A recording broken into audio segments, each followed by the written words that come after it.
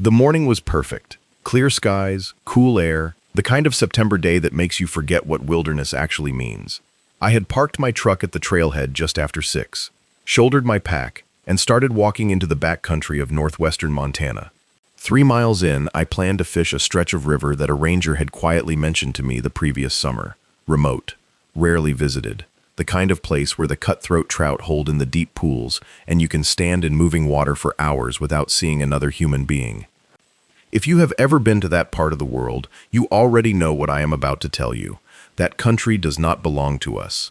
It belongs to them. And on that morning, I was about to be reminded of that fact in a way I will never forget for the rest of my life. Before I go any further, if stories like this one matter to you, if you believe that the wild places of this earth deserve to be understood and respected and talked about honestly, then take a second right now and subscribe. Hit that notification bell. Because every single week we go deep into the moments where human beings and wild nature collide, and we never flinch from telling you exactly what happened. Now, let me take you back to that morning. I want to be precise about the terrain, because the terrain is everything in a story like this one. The trail I was following cuts through dense lodgepole pine forest for the first 1.5 miles, then opens into a long meadow corridor that runs parallel to a creek drainage. Willows line both banks of that creek. Thick, tangled, head-high willows that hold moisture all summer long and well into fall. Beyond the meadow, the trail climbs again into mixed timber, spruce and fir mostly, with occasional stands of aspen that were just beginning to turn gold that week. The river I was heading toward sits in a valley about 3 miles in, tucked below a series of low ridges that block the wind and trap sound. Grizzly country. Not metaphorically, not in the general sense that Montana is grizzly country. I mean that specific drainage, that specific corridor of willows and timber and berry-producing shrubs is one of the most consistently active grizzly habitats in the entire northern Rockies. I knew this. I had been told this. I had a can of bear spray clipped to the front shoulder strap of my pack, where I could reach it in under 2 seconds. I had talked loudly on the trail. I had made noise at every blind corner. And still, none of that fully prepares you for the moment when you understand, with absolute clarity, that an animal 3 times your weight and capable of covering ground at 35 miles per hour has caught your scent and is moving toward you. Let me tell you how it unfolded. I reached the river at 7:30. The fishing was everything the ranger had promised. I waded in, worked upstream through 3 consecutive bends, and pulled several beautiful cutthroat from water so clear you could count the stones on the bottom. The morning was quiet, in the way that remote places are quiet, meaning full of sound but empty of human noise. Kingfishers worked the opposite bank. A dipper bobbed on a midstream rock. Once, something large moved in the timber above the far bank, and I stood very still and watched for a long time before deciding it was a moose working through the brush. I ate lunch on a gravel bar around noon. Crackers and hard cheese and an apple. I was careful with my food, as you always have to be in that country. Everything went back into sealed bags inside my pack. I drank from my water filter, sat for 20 minutes watching the current, and then made the decision that would change the shape of the day entirely. I decided not to go back the way I had come. There was a ridge to the north that I had been eyeing all morning. According to my map, a game trail ran along its spine and eventually looped back toward the main trail, about a mile east of where I had started. It would add maybe 40 minutes to my return, but it would give me a view of the whole drainage from above, and I am always drawn to high ground. I like to see the country I have been walking through from the outside. This is the decision I have thought about many times since. I crossed the river at a shallow riffle, climbed through the timber on the north bank, and found the game trail exactly where the map suggested it would be. It was a good trail, pressed deep into the earth by generations of elk and deer moving along the ridge. I followed it east, moving at a comfortable pace, stopping occasionally to glass the meadows below with my binoculars. The afternoon light was starting to come in at that low angle that makes everything look saturated and warm, the way fall light does in mountain country. I was perhaps a quarter mile along the ridge, maybe slightly more, when I smelled it. If you have spent time in grizzly country, you know the smell. It is unmistakable, musky and dense, somewhere between a wet dog and something wilder and older than that. Something that does not have a clean domestic reference point. It hits you in a very specific way because your brain, somewhere below the level of conscious thought, already knows what that smell means. Your body responds before your mind catches up. I stopped walking.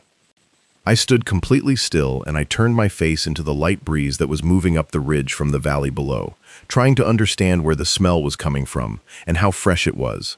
The wind was inconsistent, shifting slightly, and that was the first thing that worried me. An inconsistent wind means your own scent is moving in unpredictable directions. It means an animal below and upwind of you one moment might suddenly get a clean nose full of you the next. I unclipped the safety on my bear spray.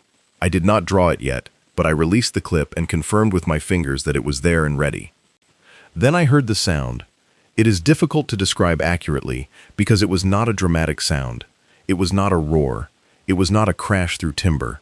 It was something more subtle than that, and in some ways more frightening for its subtlety. It was the sound of something large moving through brush below the ridge, moving with purpose, moving in a direction that was not random, not the slow, browsing movement of an elk working through willows, not the casual side-to-side progress of a deer picking its way through undergrowth. This was direct, linear, committed. I looked down the slope to my left. The timber was thick enough that I could not see more than 30 or 40 feet into it, and what I could see was shadow and layered trunks and the shifting curtain of branches. But I could track the sound, and the sound was moving uphill. Toward the ridge, toward me. My mouth went dry in a way I have never experienced before or since. Not a gradual dryness, an immediate, complete desiccation, as if all the moisture in my body had been redirected elsewhere, toward my legs, toward the muscles that were now very much on standby. I began talking, loudly and steadily. Hey bear, I am here. I am a person. Hey bear. The sound below me paused. I want to be honest about what I felt in that pause, because I think it matters. The pause did not bring relief. The pause brought a different and somehow worse kind of fear, because a pause means thinking. A pause means an animal processing information. A predator that has stopped moving is not a predator that has lost interest. It is a predator that is deciding. I kept talking. I raised my arms above my head. I have been told by wildlife biologists that making yourself appear larger is a relevant behavior in some bear encounters, though they will also tell you that with a grizzly bear that has already committed to an approach, the variables are complicated and there is no guaranteed formula. I knew this. I did it anyway, because doing something was better than standing frozen. Then the sound started again, and this time it was faster. The brush on the slope below me was moving. Not just the sound of movement, but visible movement. The tops of the young firs shaking, a line of disturbance working up through the timber at a pace that my body understood before my brain could fully articulate it. Something was running up that slope, running toward the ridge, running toward me. I pulled the bear spray. My thumb found the safety, and I stood there with the canister raised, feet planted slightly wider than my shoulders, watching that line of moving timber and counting. Not consciously counting. My body was counting the distance the way it calculates distances in moments of extreme stress, without numbers, in the raw language of geometry and time. The grizzly came out of the timber 40 feet below me and to my left. 40 feet is not very far. I want you to sit with that for a moment. 40 feet is about the length of a school bus. At a grizzly's running speed, 40 feet is less than 2 seconds. What I am describing is a margin so thin it is essentially theoretical. She was a sow. Not enormous by grizzly standards, but large enough, 450 pounds perhaps, with the dished face and the high shoulder hump that you see in every photograph, and that somehow still manages to be shocking in person. Her coat was a deep brown with frosted tips on her back that caught the afternoon light. She was running with her head low and her ears flattened, and she was running in the way that grizzlies run when they are not playing, which is with a kind of fluid, rolling, unstoppable momentum that makes you understand immediately why early naturalists struggled to find adequate language for it. She hit the edge of the timber and stopped. She stopped 10 feet from where the tree line ended, and the open ridge began, which put her 30 feet from me, and she stood there, swinging her head from side to side, reading the air. She had not seen me yet, or rather she had seen me, and she was processing what she was seeing alongside what she was smelling, and those two streams of information had not yet resolved into a single decision. I did not move. I did not speak. I stood completely still with the bear spray raised and my arm steady, and I looked at her, and she looked at me, and for a period of time that was probably no more than 5 seconds, but felt like the longest experience of my adult life. Neither of us did anything at all. Then she huffed. It is the sound that grizzly bear researchers describe as a blow or a woof, a sharp explosive exhalation through the nose and mouth that serves as both a warning and an expression of stress.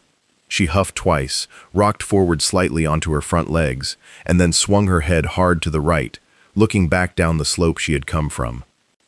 That was when I saw the cubs. Two of them, this year's cubs by their size, tumbling up through the brush behind her, small and round and chaotic in the way that bear cubs always are, seemingly unaware of the tension in the air, which is of course the most dangerous possible thing. A sow grizzly with cubs who feels that a perceived threat is between her and those cubs is operating at the very edge of what defensive aggression looks like in the natural world. I understood my position very clearly. I was uphill from her. Her cubs were downhill behind her. In her reading of this situation, I was between her and her offspring. This was not a comfortable position to be in. I began backing up along the ridge trail, slowly, no sudden movements, talking in a low, steady voice. The same phrases repeated. Hey bear, easy. Hey bear. I am backing away. Easy now.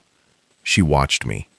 She rocked on her front legs again, a behavior that wildlife biologists associate with a bear that is stressed and assessing, weighing the cost-benefit of a charge against the current trajectory of the threat. I was reducing the threat. I was moving away. I was not running, because running from a grizzly bear is the most reliable way to trigger a pursuit response in an animal that is already keyed up, and I understood this, and I applied that understanding with every slow step I took backward along that ridge. The cubs reached her, and she turned to look at them, and then turned back to look at me, and in that moment, in the shifting of her attention from me to them and back again, I felt something change in the air between us. Not a resolution exactly, not safety, but a slight reduction in the absolute certainty of what had seemed, 30 seconds earlier, to be an almost inevitable outcome. I kept backing up. She watched me for another 30 seconds. Then she lowered her head, turned, and began moving her cubs back down the slope in the direction they had come from, pushing them ahead of her with her nose, the way sows do, guiding her offspring away from a source of stress with that combination of authority and tenderness that is one of the most remarkable things you will ever witness if you are lucky enough to see it, and unlucky enough to be the source of the stress in question. I watched her go. I stood on that ridge with the bear spray still raised until I could no longer hear her in the timber below. And then I stood for another full minute after that, because when your nervous system has been running at that level of activation, it does not simply switch off when the immediate cause is removed. It continues to run, flooding you with information that is no longer relevant, keeping every sensor at maximum sensitivity for threats that are no longer present. My hands were shaking. Not violently, not dramatically. A fine, persistent tremor that I noticed when I finally lowered the canister and tried to clip the safety back into place and had to make 3 attempts before I managed it. I sat down on a rock at the edge of the trail. I want to tell you what I thought about in those minutes sitting on that rock, because I think it is the most important part of this story. I did not think about how close I had come to being charged. I did not think about the statistics of grizzly bear attacks or the questions of defensive versus predatory behavior that wildlife managers argue about in scientific papers. I did not think about what might have happened if the wind had shifted 5 minutes earlier, before I had the spray in my hand, before I had heard the movement in the brush below and understood what it was. I thought about her. I thought about a 450-pound animal who had been doing exactly what 450-pound animals with cubs do in autumn in the northern Rockies. She had been feeding, building the fat reserves that will carry her and her cubs through 5 or 6 months of hibernation, moving through her territory along routes she knew and had known for years. She had encountered my scent, and she had done what her biology required of her, which was to identify the source of that scent and assess whether it posed a danger to her offspring. When she determined that it did not, or at least that it was retreating, she removed herself and her cubs from the situation. She did everything correctly. I was the anomaly. I was the element that did not belong in that drainage on that afternoon. She had lived her entire life in those mountains. Every trail she used, every berry patch she knew, every cut bank where she could dig for ground squirrels in the soft soil near the creek, every ford she crossed at low water, every denning site on the south-facing slopes where the snow melts earliest in spring. All of it was hers long before I parked my truck at the trailhead and shouldered my pack. This is what wilderness actually means. Not a beautiful backdrop for human recreation. not a resource to be managed toward human comfort.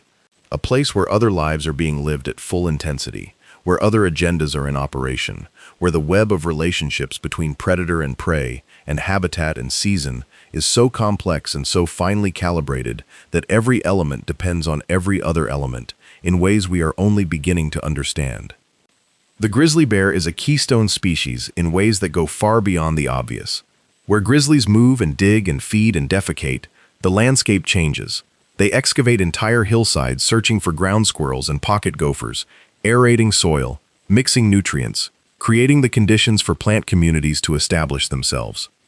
They carry salmon carcasses hundreds of meters from stream banks into the forest, and those carcasses decompose and release marine-derived nitrogen into soil that would otherwise be nutrient-poor. The trees that grow from that enriched soil are measurably different from trees growing in soil without that input. The grizzly is not just living in the ecosystem, the grizzly is actively constructing it. When you remove a grizzly from a landscape, you do not simply remove one large predator. You begin a cascade of changes that moves through the entire system in ways that are difficult to predict and often impossible to reverse. The elk herds shift their behavior without the pressure of predation. They linger in riparian areas where they would not linger if bears were present. The willows and cottonwoods along stream banks get browsed harder. The root systems that hold stream banks in place weaken. The streams change course. The beaver, who depend on those woody plants, decline. The ponds disappear. The wetland birds lose their habitat. The fish lose the deep pools that cold spring seeps into beaver ponds created. All of it connected, all of it dependent on that single animal that I watched walk back into the timber on a September afternoon in Montana. I got up from the rock eventually. I continued east along the ridge, made the loop back to the main trail, and reached my truck a little after 4 in the afternoon. I sat in the cab for a while before I started the engine. I drank the last of my water and ate the last of the food in my pack and watched the light change on the mountains to the west. I have been back to that drainage twice since then. I have not seen her again, though I have found sign of her on both visits. Tracks in the mud near the river, a log ripped open for the grubs inside it.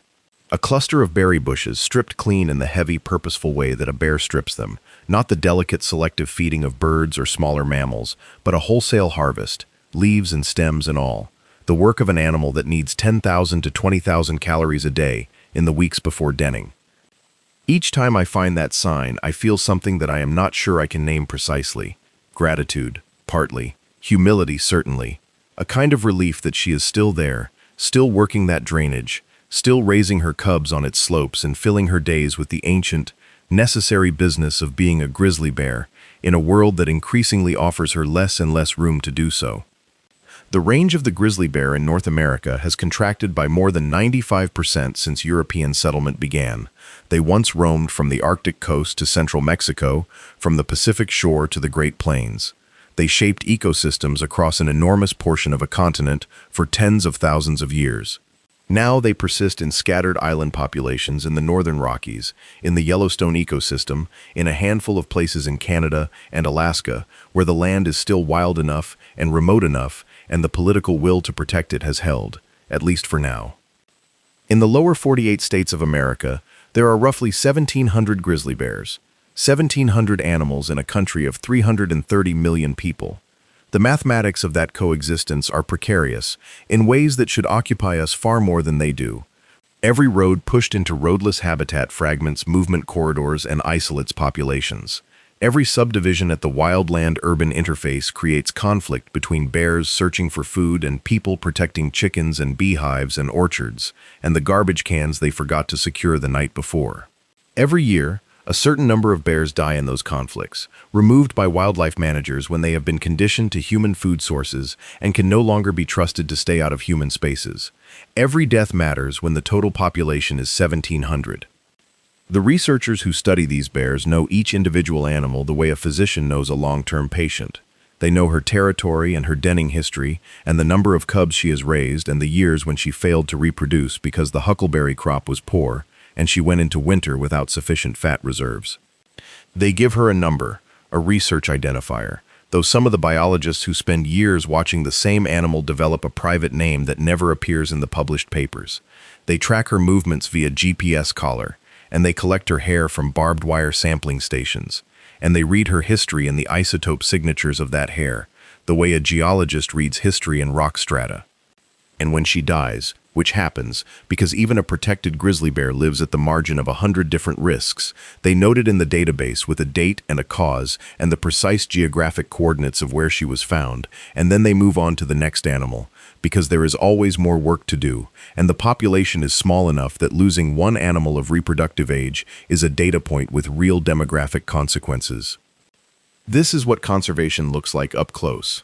Not the dramatic rescue, not the symbolic gesture, not the press release. It is patient and meticulous and often heartbreaking, and it proceeds one animal at a time, one season at a time, in landscapes that are always under pressure from the 100 different directions that modern industrial civilization presses against wild places. The sow I stood 40 feet from on that September ridge was not a symbol. She was not a metaphor. She was a specific animal, a sovereign life, a being with a history and a territory, and two cubs that depended on her absolutely. She had survived whatever winters and lean years and encounters with other bears had preceded that afternoon. She had her own intelligence, her own memory, her own accumulated knowledge of how to live in that particular country. She knew where the white-bark pine nuts would be ready first, and where the late-season berries held on longest at higher elevations, and where the elk calves could sometimes be found in the meadows in early summer, when they were still too young to run effectively. All of that knowledge, all of that lived experience concentrated in one animal, moving through a landscape that shaped her, and that she in turn shaped, in a relationship that has been running for hundreds of thousands of years. I think about what it would mean to lose that. Not in the abstract. I think about that specific drainage, those specific willows along that specific creek, the gravel bar where I ate my lunch and watched the dipper on the midstream rock. I think about what that place becomes without the grizzly in it. It becomes beautiful, probably. The cutthroat trout would still be there. The kingfishers would still work the opposite bank. The aspens would still turn gold in September.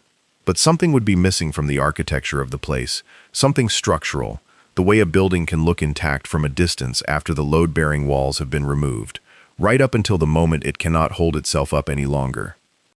The Northern Rockies grizzly population is currently listed as a distinct population segment under the Endangered Species Act, though the legal status has been contested and debated and litigated repeatedly over the past 20 years, as various stakeholders have pushed for delisting and the return of management authority to individual states. This is a complicated argument that involves legitimate competing interests, ranchers who lose livestock to bear predation, hunters who argue that a recovered population justifies managed harvest, tribes whose treaty rights and cultural relationships with the bear exist in a legal and political framework that mainstream conservation discourse often fails to adequately center, wildlife managers who are caught between the demands of their science and the pressures of their political environment. None of it is simple. None of it resolves into a clean narrative with a clear villain and a clear hero. The grizzly bear recovery story is the story of a society trying to figure out how to share a continent with an animal that requires large amounts of wild land and that occasionally, inevitably, kills people and livestock and dogs, and that cannot be negotiated with or managed into perfect compliance because it is a wild animal with a wild animal's imperatives and no ability to subordinate those imperatives to human convenience. What I can tell you is what I know from standing 40 feet from one on a September ridge. I know that she is worth the effort. I know that whatever the human cost of keeping enough wild country intact to sustain a viable grizzly population, that cost is worth paying, not because of what the grizzly does for us, not because of the ecosystem services she provides, though those are real and significant and well documented, but because she exists on her own terms, for her own reasons, in her own right, and the world is categorically different and diminished without her in it. There is a long history of human beings in that part of the world who understood this not as an environmental argument, but as a simple statement of spiritual fact. The indigenous people of the Northern Rockies did not require peer-reviewed ecological literature to understand that the grizzly bear was central to the integrity of the places they inhabited. Their relationships with bears were complex and reciprocal, and encoded in language and ceremony, and practical knowledge that accumulated over thousands of years of coexistence. They hunted bears, yes, but they also honored them in ways that recognized the bear as something more than a resource, something closer to a peer, an elder, a being whose presence in the world carried meaning, that went beyond its practical utility. We have largely lost that way of thinking, or we have made it unfashionable, or we have quarantined it in the category of spiritual belief, where it cannot contaminate the hard economics of resource management. But it seems to me that the quarantine has cost us something important. The capacity to regard a grizzly bear as having inherent worth that does not need to be justified by its contribution to biodiversity metrics, or its value as a tourism draw, or its role in nutrient cycling, is not a primitive or sentimental idea. It is the idea on which any serious conservation ethic must ultimately rest, because the moment you make an animal's right to exist contingent on its usefulness to us, you have accepted a framework in which that animal is always vulnerable to the next economic calculation. I walked back down from that ridge in the late afternoon, and I drove home through country that grew progressively more settled, more managed, more human as I moved east, and I thought about the distance between the world I was leaving and the world I was returning to, and about how thin that distance actually is, how a 2-hour drive on a paved highway covers a separation that in practical terms has taken centuries to establish and that could be undone, if we chose to undo it, within a generation. We are not required to manage every acre of this continent for maximum human productivity. We are not required to eliminate every predator that makes livestock raising complicated, or every wild creature that does not fit neatly into an agricultural or recreational economy.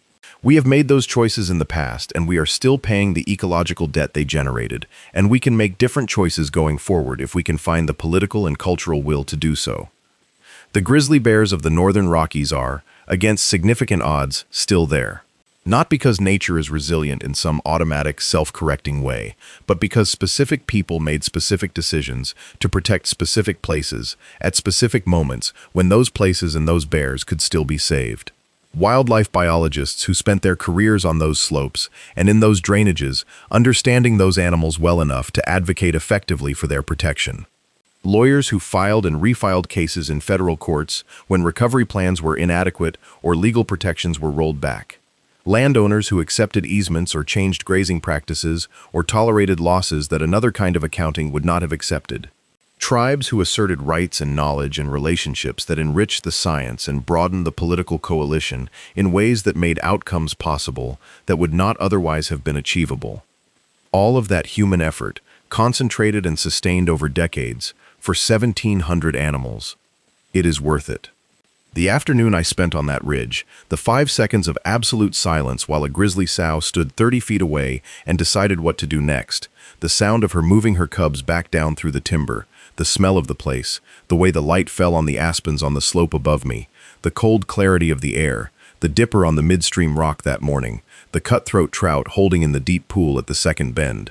All of it constitutes an experience of the world that cannot be manufactured, cannot be approximated, cannot be replaced. It exists only because wild country still exists, and wild animals still inhabit it, and occasionally, when the wind shifts at the wrong moment, they remind you of what you actually are when you walk into their world. You are a visitor. You are temporary. You are outnumbered by the million different lives being conducted all around you, above you in the canopy, below you in the soil, in the water column, in the air. You are, in the most literal and humbling sense, a guest. She let me leave. She had no obligation to do that. She had every instinctual reason to do something different. She assessed the situation with the sophisticated perceptual equipment that millions of years of evolution had given her, and she made a decision, and the decision she made allowed me to sit in my truck that evening and watch the light change on the mountains. I owe her something for that. I am not sure I can pay it in full. But I can tell the story accurately. I can refuse to make her the villain of it. I can insist on describing what I saw, which was not a monster and not a menace, but an animal doing what animals do, moving through country that was hers by every measure that matters, trying to get her cubs through to another spring. That is the story. That is exactly